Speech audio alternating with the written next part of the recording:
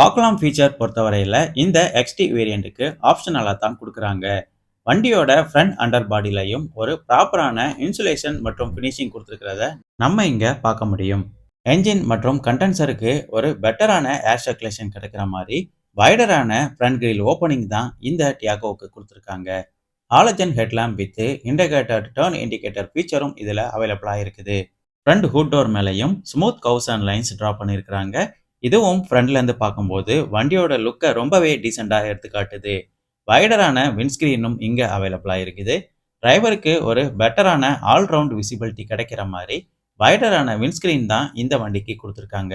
Roof mounted external antenna ஃபீச்சரும் இந்த வண்டிக்கு அவைலபிளா இருக்குது. எக்ஸாம் வேரியண்ட்ல இருந்தே இந்த எக்ஸ்டர்னல் ஆண்டனா ஃபீச்சர் கிடைக்கிற மாதிரி கொடுத்திருக்காங்க. மைல்டான இன்டகிரேட்டட் ஸ்பாய்லர் ஃபீச்சரும் இங்க அவைலபிளா இருக்குது. ஹை மவுண்ட் ஸ்டாப் லைட் ஃபீச்சரும் இந்த இன்டகிரேட்டட் ஸ்பாய்லர்லயே